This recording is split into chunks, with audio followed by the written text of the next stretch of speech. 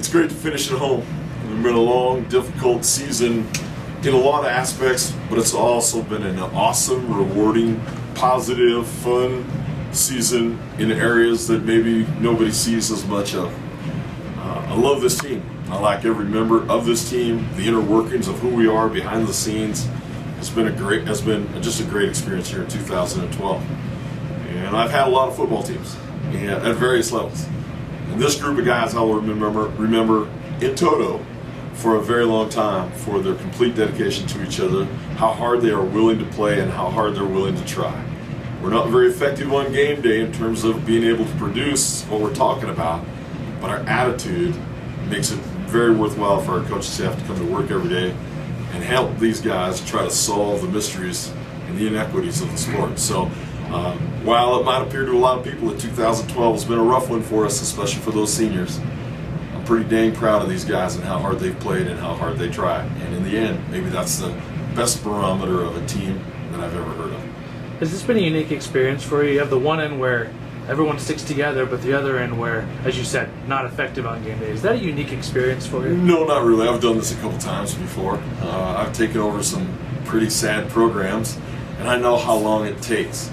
The one thing that I underestimated was how far away we were in certain aspects at Idaho State. And it's really been shocking, but after I've been here now for 2 full years, I totally get what has happened, why it happened, what we can do to fix it, and how long it's going to take to fix it. I'm totally in sync with that. It's going to require quite a bit more patience because the rundown of this program didn't just begin with the last coaching staff, it began some time ago. And it actually occurred really over the entire 50 years in the history of our conference, of our run in the Big Sky. At no point has anyone at the university saw fit to make sure that football program success endured, and this team has paid that price. When you're done coaching, say you're years down the road, A minute from now. No, when you look back on these first couple of years, the wins weren't there, but fixing the APR situation, getting the right people into the program, is that what you're going to look back on and be happy about? Yes, it's because it's been a tale of two cities. The first tale was an angry, nasty, wicked, lying bunch of thieves that were stealing from each other and from the university in terms of what they wanted out of the program. This team, this year, it's a complete 180-degree turn. They care about themselves, they care about themselves academically, they care about the team, they care about the inner workings of the locker room. And for that, I'm extremely proud of them and profoundly emotionally attached to this team. This will be one of the most positive teams I've ever coached in terms of having great memories about this team. Sure. Coach, we talked a little bit about some of the silver linings, specifically the Andrew Benavides and Justin Vianda's situation.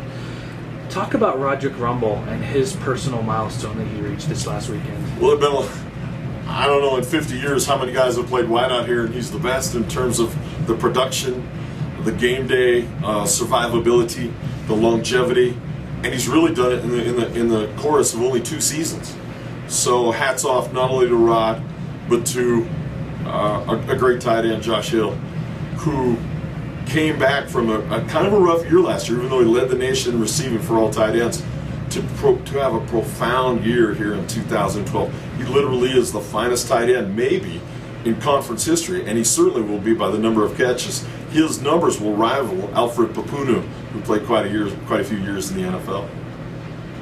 Back to what Chase was saying about the APR, that has to be definitely the thing you hang your hat on the most. Well, of course, because when we began, the first thing you begin with is what's your scholarship count? And our scholarship count was below minimum in terms of being able to do a lot of things. And to get our scholarship count back to just baseline, we had to impact ourselves academically way more than we did weight room wise or recruiting wise or schematically on offense or defense. Our APR had to be fixed. And we're headed for some sort of announcement here about our APR from last season, which I think will make everybody realize that we're obviously the first issue in our program is headed in the right direction. I don't think people realize that you had to sacrifice some football talent to do that. Oh, well, we began, no question, we began with 56 scholarships and had a momentary 2 or 3 week period during the meat of recruiting in 2010-11 in which we went down to 53 scholarships. And all of those scholarships came off of the defense. And then as we got scholarships back, we re-recruited a defense to the fold, because we're back at 63 scholarships right now. But all those guys that we recruited into the program, by and large, are young guys who have either played a little bit or are deeply redshirted, and their time will come down the road. And you lost an assistant coach with doing the 2 assistant coaches. We lost 2 coaching positions. One, to make sure we hired Quentin Freeman to direct our APR recovery plan and become a director of football academic excellence, which we are.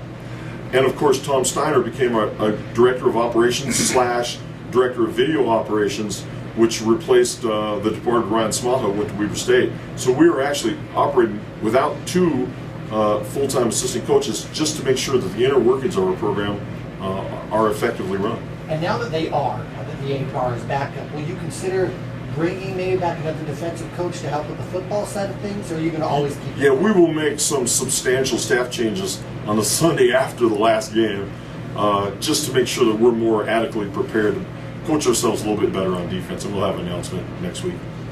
Mike, you've got some people in the program right now who, for various reasons, were not able to get on the field this season. Most of those people are on defense. Assuming they get on the field next year, how does that change the dynamics defensively? We're better on Sunday. We're better at 12:01 Sunday morning than we have been in this program for a long time, because young guys like Tyler Cooter, Terrence Carey, a return to health a return to action for Tanner Davis, for Derek Berry, for Cody Sorensen, for Taylor Reagan, just makes our defense so much better by the time we get back on the field in August. No question. Coach, you guys are playing Weber State this Saturday, a team that's had their own struggles with coach leaving and whatever else has gone on. Talk about Weber State for a bit. Well, first of all, they want to win. It's their last game. Their quarterback, Hoke, is really an exceptional player. He's a nice passer and a very good runner. Defensively, they're very conservative. They try to keep everything in front of them. We're doing a good job of pass protection on offense, but we're not scoring any points. We're a cargo ship at sea. We just can't find the port. We're sailing back across the ocean. We're getting a lot of miles under our keel, but we are not putting this thing in a port. And so somewhere we got to find a place to unload our cargo on Saturday and get ourselves into the end zone.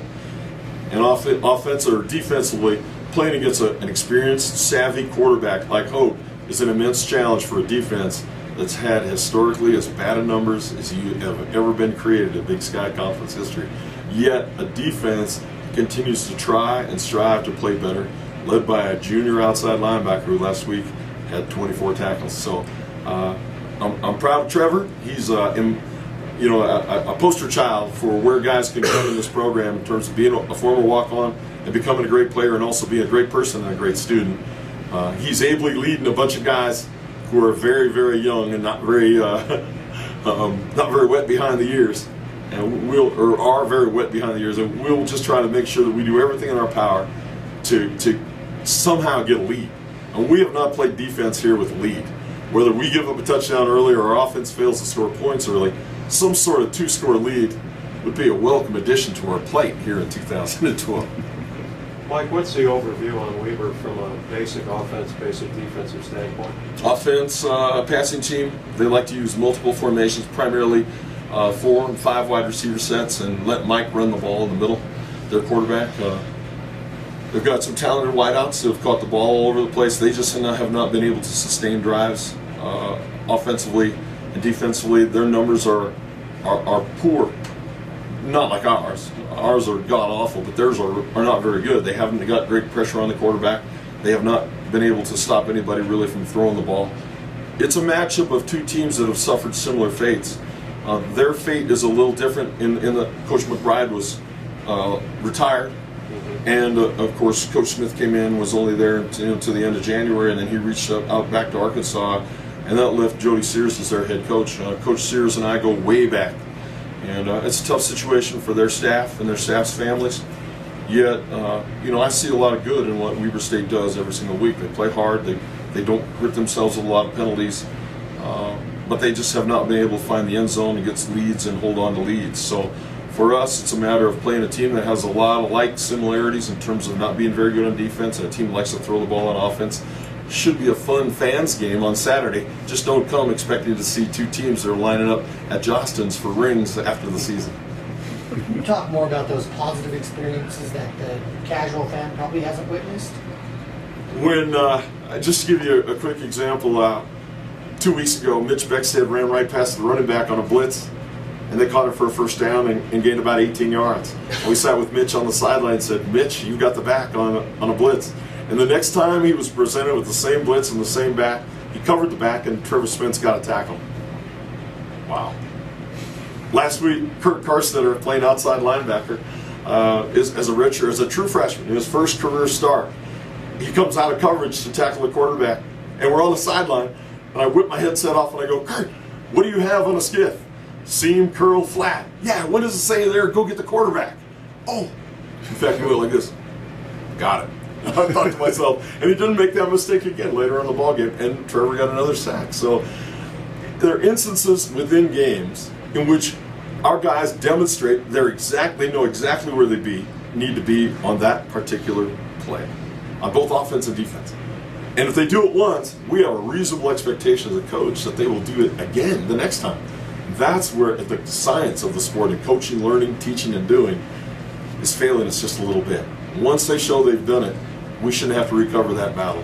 And we're having to recover lost ground, or the same battle again to get them back to that same response. That's why we are struggling, in that we are not consistent enough in doing things we've already proved we're able to do. That's the frustrating part of where we're at and why we're at it. If people were to look at the numbers from last year and this year, they would conclude that you guys have taken a step backwards. Oh, and I would disagree entirely. We're way better on offense. In fact, one of the measures of offense would be first downs. We're 14th in the nation in first downs. And I think any offense, whether you run the ball or pass the ball, has to generate possessions and first downs. You look at our passing yardage, our touchdown scored, the decrease in quarterback sacks from 66 down to we're right around the 40 mark right now. And unless they get 26 on Saturday, we'll be a half better, to 100% better, almost 100% better in offense. So a lot of real positive things is we've really grown quite a bit offensively. We said in here the first thing they had to improve in our program for us to get better was our offensive line pass protection. And you can't imagine how great the difference is from last year to this year unless you've watched every single one of our games. But we are way worse on defense. We have 4 senior linebackers that we have not yet effectively replaced from last season. And as we start 2 freshmen on Saturday at inside and outside linebacker, again, we're facing just such a youth movement on defense. We just have to get better, just keep working and wait for our guys to grow into it a little bit more. Coach, I want you to talk about your seniors for a bit, but before we get there, specifically Rod. Last year, the season didn't end too well with the ejection. But how has he grown from then until now? What's different about him, if anything? Well, he's just been such a consistent player. And we've had a lot of great receivers in our program. Jeff Ogden at Eastern Washington, Michael Jefferson at Montana State, Junior Adams at Montana State. Rod's as good as any one of those guys, and he's got great natural ability, but he's also got some inner durability, some inner mental toughness that other position players maybe don't have. And he's been an exceptional player for us, and he'll be sorely, sorely missed. What about the rest of your seniors? Well, Mark Clamp is simply one of the best offensive linemen I've ever coached. Whether he's one of the premier offensive linemen in this league and the other coaches will vote him in or not, I have no idea. But he has played great for 2 complete seasons. Kevin Yost has come in as a transfer quarterback and just been an awesome player, a tough-minded player every single day. I mean, you get us hit as many times as he's been hit, a quarterback, and the shots he's taken that aren't qualified as sacks. And he's shown toughness and durability that's really second to none. Jake Rouser's been a starting defensive lineman for 2 seasons. He's so light at 226 pounds. He's not as effective maybe as he could have been had he been able to hold on to some weight. Our 2 corners, Anthony Boyles and Donovan Henley, have just been outstanding. Donovan, of course, one of the toughest players that anybody's had at corner. Been pretty severely limited this year by some issues that he's had with his body that will clear up in the offseason. Obviously, I'm trying to think who else we got as seniors. Josh Hill's a senior. Oh, yeah, well, we talked a little bit about Josh Hill. Josh is one of those guys who last year had a tough season. I wasn't afraid to tell you guys he was underplaying his ability. I told everybody that. Whoever asked me about Josh Hill, I'd say, that guy's got to be a lot better. And he's come back as a senior and had as good a senior season as I've ever been around, especially his toughness and how hard he's played. And the lesson we learned last week was 3rd down and 10, he dropped the ball over the middle. Dropped it. Ball right in his hands. On the next play, we threw a little hitch screen to him. He broke 2 tackles and got the 1st down. Recovery from a bad play. That's an exact example of where we're at. Eric and John, kind of the backup role playing line. Yeah, our 2 offensive linemen, John Van Fleet's been just really not had an opportunity to get going this season, and the same thing happened to Eric. He came out of the Portland State game and has not practiced a down since Portland State. Not a down. In fact, I don't think Eric Jacobson's on the team until Saturday, and he suits up and snaps, which is really a cool thing for him. Trying to think of anybody else. It doesn't seem like we have that many guys. Of course, the 2 wideouts. It's on the first page, Mike. They list Oh, the seniors. Oh, yeah. Boyles. Clint Brock, of course, was a long snapper lost after the Washington State game. Mark Clampett has been just a durable war horse for us and a great leader. Lucky Fluapau plays with 2 knee braces, a shoulder brace, and a bad shoulder on the other side. Brennan Gassamea has been a walk-on in this program. Great grades, good kid, and a really a good addition to the team. A guy who's very knowledgeable about our secondary and actually has spent a lot of time on the sideline helping to mentor our young defensive backs in their technique. Of course, we talked about Donovan, Josh, Eric, Ethan Monroe. Came out of obscurity to become a starting outside linebacker for us then, and then because Demetrius Allen decided that he wanted to transfer more than be a Bengal, Ethan stepped in at inside linebacker last week and had his first career interception. And now he's deep off the bench to do that stuff, fellas. 2 coaching staffs have dismissed him. The coaches that coached him here last year for me said he could not play it down. And he's gone on the field and done a nice job for us this season. Phil Pleasant's been banged up since he was a tailback in 10. He never really recovered. He's battled all sorts of unavailabilities for 2 seasons. He played exceptionally well for us in a couple games this year. In fact, he had 1 game with 20 tackles. We talked about Rouser, we talked about Rumble. Justin Vain is a defensive tackle I never saw play. John Van Fleet, who's a very smart, introspective kid. I had a great conversation with Van Fleet and Eric Jacobson last week about symmetry. Doesn't surprise me. Yeah, that's what I'm saying. You want to get one of those kind of conversations. Those are the kind of guys. Isaiah Walker's a defensive lineman I never saw play. And of course, Kevin Yost, quarterback, non-parallel in terms of what he's had to do in our program. Quarterbacks are sometimes judged by the wins. In this case, Kevin Yost has to be judged by his toughness. And he has spilled his bucket every single time he's taken a snap. So a nice group of seniors, 10 of 12, who will graduate in a couple weeks.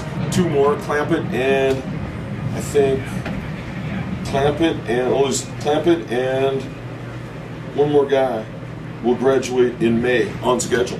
So all 12 will graduate, all APR donors, all very beneficial players into our program, and all guys that I've had a great pleasure of coaching for 2 seasons. Unfortunately, the team record does not indicate their dedication to each other and dedication to our university. Mike, can Rod and Mark play at the next level? I think they're going to get an opportunity, Mark, and I think they have the physical, they have the measurables to get there in terms of height, weight, size, and speed. They also have the game day acumen to be able to play. They just need the right opportunity. I don't know, it's hard for me to say what level they can go at, and I think every kid that wants to have an opportunity at that level, they need to have an opportunity. Somebody needs to come and knock on their door. Last season, I didn't think Braden Clayson would get an opportunity, and I think he's got a chance now to go back and take another shot at it this year because he lasted for a long time with the Cardinals. And so you never know. I wish those guys the very best of luck, but more importantly, I hope Rod can break the school's all-time receiving mark for catches with 5 on Saturday, and I hope Josh Hill can continue to eclipse the great tight ends of the Big Sky Conference, including Alfred Papuno, by making more catches again on Saturday. Thanks, guys.